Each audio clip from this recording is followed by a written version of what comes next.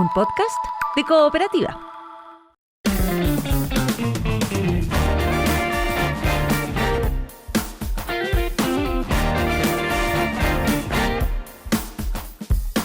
Lo decía recién, vamos a conversar ahora con Cristian Alarcón, escritor, periodista, que un día decide subir al escenario inspirado en su propia historia, su historia de vida. Entre los 6 y los 8 años, sus padres deciden inyectarle testosterona para masculinizarlo. Pero bueno, preferimos que la historia la cuentes tú, Cristian. Esta obra, esta performance, llega al Nescafé de las Artes y, ojo, atención Valdivia, porque también va a estar allí, y atención Valparaíso, porque también se va a presentar allá. Después de un ciclo súper exitoso en Buenos Aires. Absolutamente.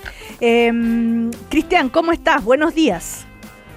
Hola Cecilia, ¿cómo estás? Bien, bien. Gracias, Cristian, por estar con nosotros acá esta mañana conversando. Feliz, yo escucho Cooperativa desde que era chiquitito, así que feliz de estar con ustedes. Eres parte de nuestra comunidad, entonces bienvenido ahora a la conversación con nosotros. Oye, antes de que entremos a la historia y que nos describas un poco, hablemos de esto del periodismo performático. ¿Qué es para que la gente pueda entender de qué trata esto? ¿Qué es lo que es el periodismo performático? Bueno, el periodismo performático es una invención que intenta reconciliar al periodismo con la creatividad. ¿Me escuchan ahí? Perfecto. Ok, perfecto. Tengo mala señal en el hotel aquí en Santiago, voy a abrir la ventana para escucharlos mejor. Ya, pero nosotros te escuchamos recto. Mira, alguien dice por ahí que yo me aburrí del periodismo. Yo soy un periodista de la década del 90, de los años 2000. Mi modelo era Rodolfo Walsh, la investigación periodística y sobre todo hacerle daño a los malos, ¿no es cierto? Es decir, nosotros fuimos formados por modelos de periodistas como Mónica González, ¿no? que lucharon en las dictaduras. Yo mismo tuve que irme del país cuando era muy niño con mi familia. Todo lo que quería era que Pinochet se fuera y yo creía que el periodismo era justamente combatir a los autoritarismos. Así que yo investigué Escuadrones de la Muerte, hice un periodismo muy de trinchera. Y director en Página de 12, la en Buenos revista Aires. Anfibia, nada más y nada menos. Claro, y luego invento una revista que se llama Anfibia, que Anfibia lo que hace es cruzar el periodismo con la literatura y la academia. Y en esa frontera que exploramos, también me aburrí, y cuando me aburrí dije, ¿por qué no vamos hacia la frontera del arte? Y hace 10 años que nosotros hacemos investigaciones periodísticas que en lugar de convertirlas en artículos, que por supuesto lo seguimos haciendo también, las convertimos en performances teatrales. Ya hicimos unas 14 obras. Cuando habíamos hecho muchas, dije, bueno, ¿por qué no trabajar con este recuerdo infantil, este recuerdo súbito que llegó a mí recién después de 40 años y de 20 años de terapia, en donde recuerdo que fui inyectado con testosterona cuando tenía entre 6 y 8 años, cuando yo vivía en un pueblo que se llama Chipoleti, en la Patagonia Argentina, al lado de Neuquén. Pero, entonces, resultado, ¿sí? Pero vamos por paso. ¿Por qué deciden tus padres inyectarte testosterona? Bueno, ellos consideraban que era muy femenino para ser un niño varoncito, que querían que fuera heterosexual. Evidentemente se notaba que yo iba a ser gay, ¿no? Que lo era. Yo no tenía ninguna conciencia de esto porque los niños y las niñas con orientaciones sexuales diferentes o con identidades o expresiones de género distintas no tienen ninguna conciencia porque son absolutamente inocentes de todo, ¿no? De hecho, lo que yo digo es que con estos tratamientos a los nenes que se nos daba testosterona, lo que se nos produjo fue un daño vinculado sobre todo a la precocidad, ¿no? A alertarnos sobre que algo mal estaba en nosotros. No solamente el tratamiento con testosterona, sino también con una psicóloga. Y el trauma infantil queda sepultado en el olvido. El 70% de la población mundial tuvo un trauma infantil. Por abusos sexuales, por golpizas, por bullying, por discriminación, sobre todo cuando no eres un privilegiado, cuando perteneces a los sectores populares, ¿no? Chile es un país especialmente lleno de traumas y traumas silenciados, ¿no?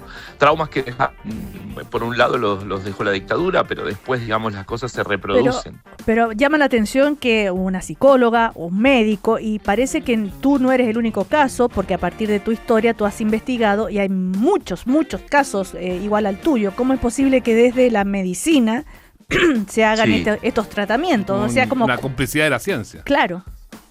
Sí, son miles de casos, porque esto nosotros en la investigación descubrimos que se empieza a hacer a comienzos del siglo XX, cuando se sintetiza la testosterona y se la vincula con la masculinidad. La testosterona está presente también en el cuerpo de las mujeres, del mismo modo que en el cuerpo de los varones hay estrógenos. La idea de que la testosterona es masculina es una construcción cultural, pero entonces como esto ya era un tema, la homosexualidad era un problema a comienzos del siglo XX, comienza a usarse para la masculinización, y lo hacen los nazis en los campos de concentración de la Segunda Guerra Mundial, inyectando a los presos que, así como los judíos o los gitanos eran encerrados en los campos de concentración con un triángulo rosa que era su distintivo, a esos presos se los inyecta con testosterona. Esto también lo contamos en la obra que hacemos en el Teatro Nescafé. Pero llegamos a la década del 70, cuando esto ya es una norma, pero no era algo tan legal, quiero decir. Evidentemente era un poco clandestino, porque a mí me llevaban a un lugar que era como una sala de primeros auxilios al lado del río antes de cruzar a Neuquén, de madrugada. Eran unas inyecciones muy dolorosas porque es una sustancia viscosa, difícil de meter en el cuerpo. Yo era muy chiquitito, o sea, 6 años, imagínate, muy pequeño. Y para convencernos de que nosotros no nos resistiéramos a las inyecciones, nos decían que lo que teníamos era hipogonadismo, es decir, una enfermedad que no te bajan los testículos y que vas a ser estéril. Con esa amenaza que no íbamos a poder ser papás, nosotros nos teníamos que dejar inyectar sin decir una palabra. Pero lo más impresionante, chicos, es que esto sigue pasando y que hemos hecho ahora una investigación con Reportea.cl dirigida por Nicolás Sepúlveda, que es el periodista que se acaba de cargar al jefe de contrainteligencia de CAST. Lo conocemos muy bien. Entonces, con un equipo de Nicolás y con el apoyo del Pulitzer Center, que es el centro de investigación periodística quizás más prestigioso del mundo, llevamos 1 mes y medio investigando qué pasa en Chile hoy, y las conclusiones son fuertes, ¿no? Y están adentro de la obra, porque eso es el periodismo performático, es un periodismo que investiga y que estremece en escena con información actual situada. Y en Chile se hacen tratamientos de conversión en muchísimas iglesias evangélicas conservadoras hoy. Y lo que hemos detectado es una enorme cantidad de casos. Entrevistamos 36. Logramos detectar que en muchos de ellos ha habido exorcismos, ha habido falsas consejerías espirituales, tocamientos.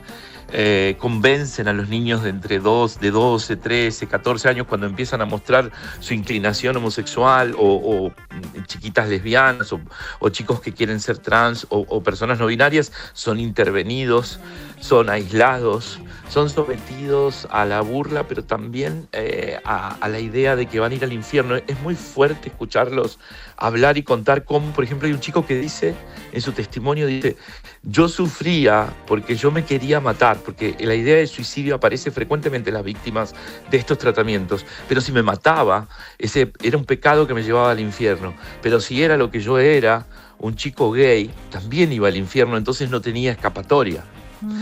La humillación que padecen las personas, sobre todo los niños y púberes o adolescentes que están metidos en estas iglesias y en estos tratamientos porque sus papás los llevan y los obligan a estar allí, produce consecuencias psíquicas graves, y el 25% de esas personas después se quiere suicidar. Estamos conversando con Cristian Alarcón, periodista, escritor, y ahora, ¿no es cierto?, volviendo con esta performance teatral que se llama Testosterona en el Teatro Nescafé de las Artes, luego en Valdivia y también en Valparaíso. Ahora, ¿cómo a través tú de este trabajo, porque tiene mucho, además por supuesto de la construcción histórica, de esta responsabilidad de la ciencia, de la medicina y todo eso, también está la historia propia? ¿Cómo resignificas hoy la visión sobre la masculinidad después de esta revelación y después de la investigación que has hecho de este tema? Testosterona es un dispositivo escénico que tiene baile, música, imágenes de arte digital que se proyectan a veces sobre una escenografía o sobre mi propio cuerpo desnudo en determinado momento. No es un desnudo total, pero tengo que quedar en cueros ahí en escena. Es dinámica y es también irónica. Yo me río mucho de casi todo, me río mucho de mí. No tengo ningún tipo de resentimiento con mis padres, a quienes amo profundamente. Acabo de recibir un mensaje de mi mamá muy orgullosa de la función de anoche, donde estuvo, el teatro repleto de gente, con un aplauso larguísimo al final. Y en esa obra yo lo que hago es revisar justamente cómo yo mismo he ido negociando con mi masculinidad, cómo es ser un gay, en este caso soy un gay porteño, argentino, en una sociedad muy tolerante, pero yo he querido, en un momento tuve polola, ¿no? Intenté la heterosexualidad. Después me convertí en un periodista recio, en un periodista que investiga como el Nico Sepúlveda. Encontrar mi modo personal, mi esencia, me llevó mucho tiempo y sigo lidiando con eso porque los varones, héteros o no, tenemos que en esta época lidiar con la necesidad de una transformación de nuestra masculinidad, porque muchas veces los varones quedamos encerrados en el mandato de ser los conquistadores, los fuertes, los que no lloran, los que no se quejan, los proveedores, ¿no? Y esto produce también consecuencias en los propios varones. De hecho, el índice de suicidios, que es muy alto en Chile, es inmensamente más alto entre los varones que las mujeres. Los varones se frustran más que las mujeres. A las mujeres los varones las matan. Los varones se matan a sí mismos. Hay todo un tema detrás de la obra que reflexiona sobre esto. Tengo entendido que tú trataste de ubicar al médico que te procedía a estas inyecciones, también sí ubicaste a la psicóloga que te atendía. Sí. ¿Cómo fue eso? Yo la encontré y cuando la encontré le pregunté por mi historia clínica y la respuesta de la psicóloga fue que nada recordaba de mí, que sí me había atendido durante 2 años, creía ella, y que toda mi historia clínica ella la había prendido fuego porque ella cada 10 años quema las historias clínicas de sus pacientes.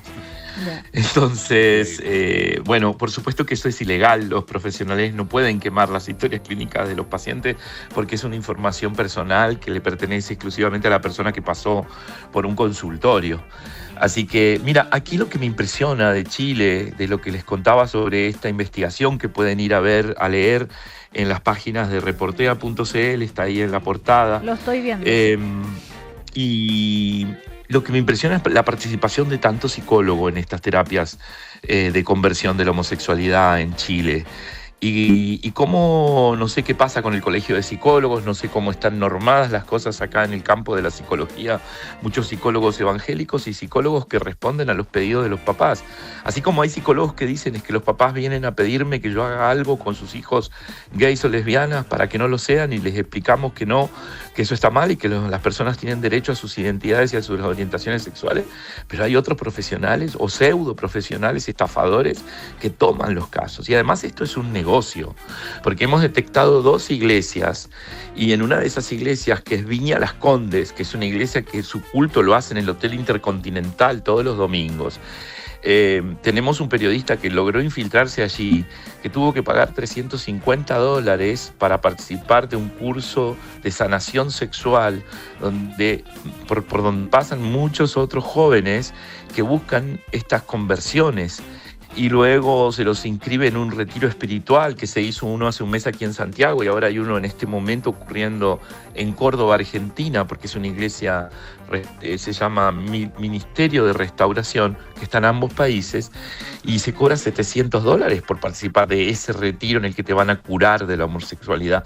Entonces también es un negocio y son muy insistentes además en que tú pagues para poder sanarte o curarte y lograr que Dios te perdone, porque todo el miedo que se le mete a las personas es a través de la fe, de la creencia, creyentes que tenemos todo el derecho del mundo a creer, que piensan que van a ir al infierno simplemente porque son gays o lesbianas. O sea, parece increíble que en estos tiempos todavía se crea que la homosexualidad es curable. Hoy mismo, claro. Sí, es increíble. ¿Cómo has visto el desarrollo de testosterona en cuanto a la interpelación al público? Siempre se habla que el público en Buenos Aires es mucho más liberal que el chileno, pero, claro, estamos en tiempos que son bastante singulares, convengamos también.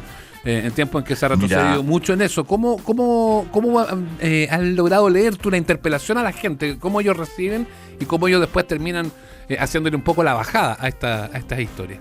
La reacción que más me emociona de la obra son 2. La de los adultos mayores, O sea, por ejemplo, tengo una foto que le mandaba a mis amigos recién con mi nuevo fandom chileno, que era un grupo de 7 señoras que fueron a ver la obra anoche acá al Teatro Nescafé, y me las encontré después en el metro. O sea, ellas me vieron y me pidieron una foto.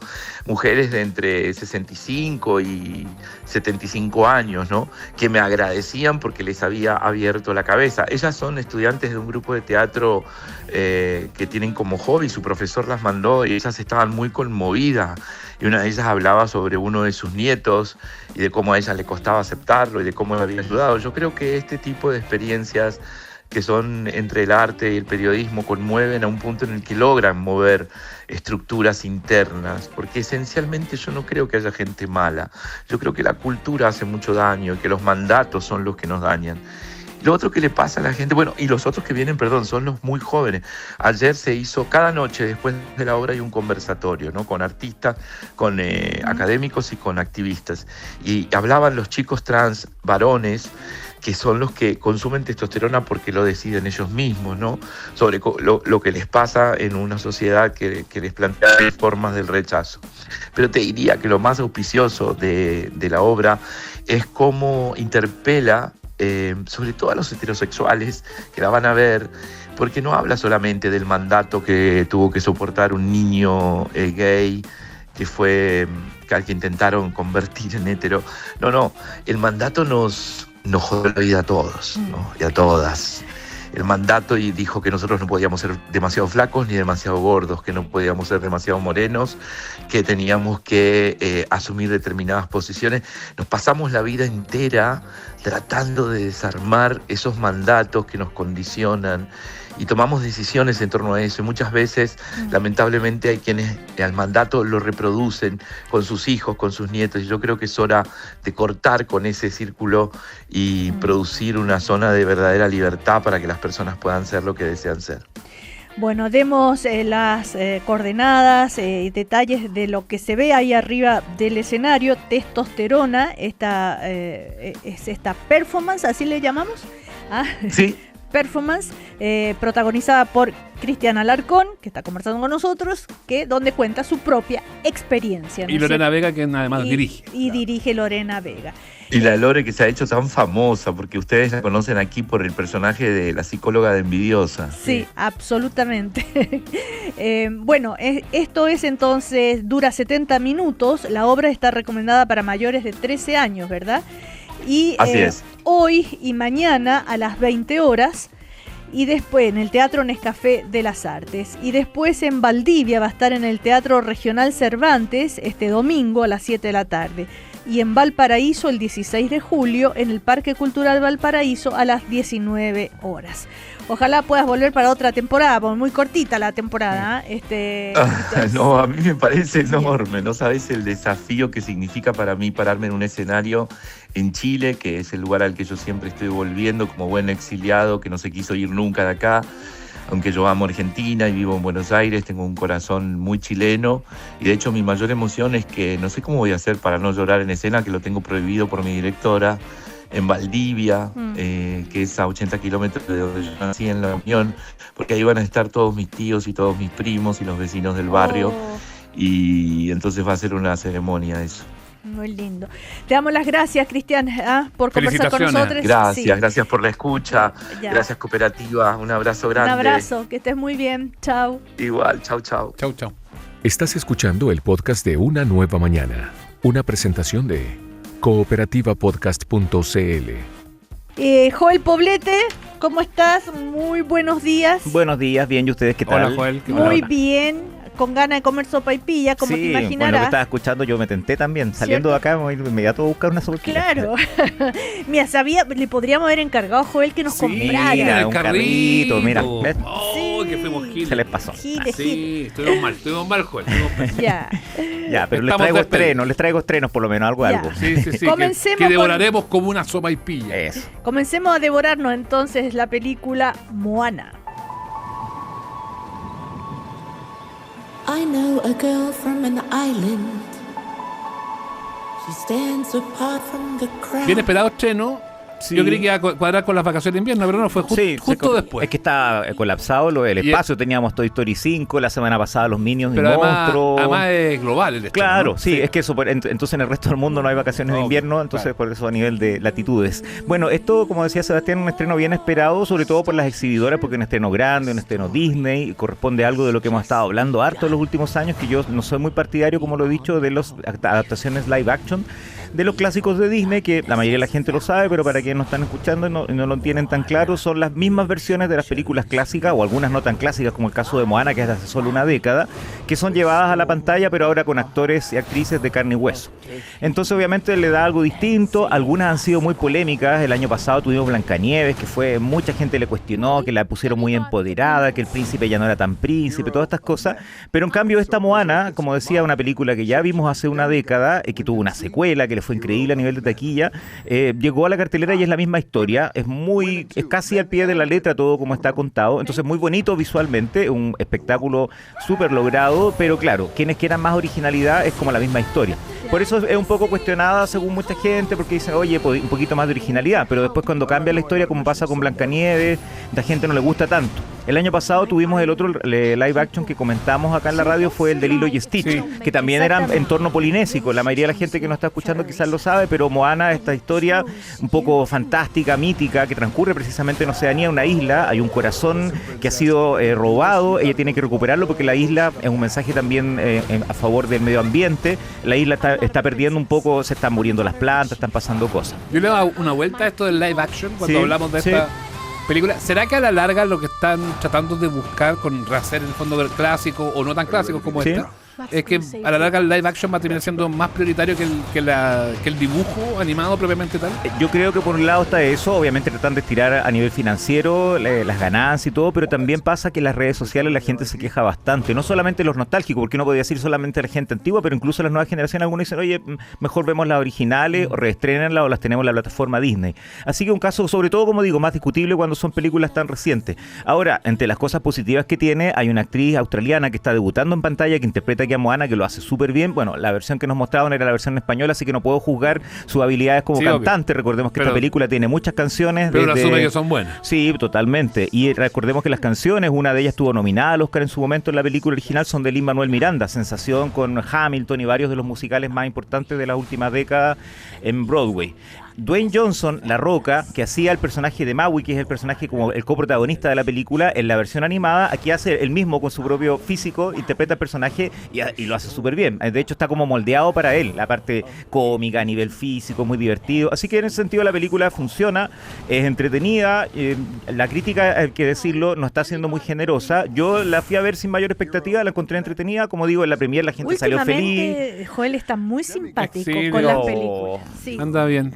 Sí, lo digo en buena. Le empezó a echar más azúcar al tecito. No es eso, pero pasa que los colegas de la crítica internacional a veces algunas películas encuentro que la ensalzan mucho y a mi juicio no es para tanto, o algunas las destruyen innecesariamente. Claro, esta es una película muy para pasar el rato, funciona a nivel familiar, ahí la dejo. Ya. No, pero vale la pena, sobre todo familia, cabros chicos. Aunque se hayan acabado las vacaciones de invierno, como dices tú, igual la gente como alternativa para el mundial en estos días puede ir a verla. Viene un fin de semana largo para algunos. También, así que puede ser. Así que ahí está.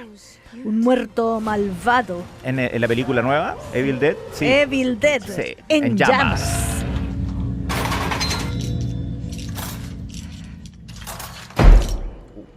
El terror ya estamos escuchando. Imagínate, un muerto malvado. Sí. Me encantan los trailers con eso. ¡Pah! Sí, uno salta de inmediato. Pegado en el techo. Esta es una nueva película de terror, como todas las semanas. Ojo, eso no se los comenté, a diferencia de otras semanas que están muy recargadas. Tenemos solo 2 estrenos en cartelera, Moana y esta Evil Dead en llamas. La saga de Evil Dead, que a esta altura es como una franquicia o saga, podríamos llamarle.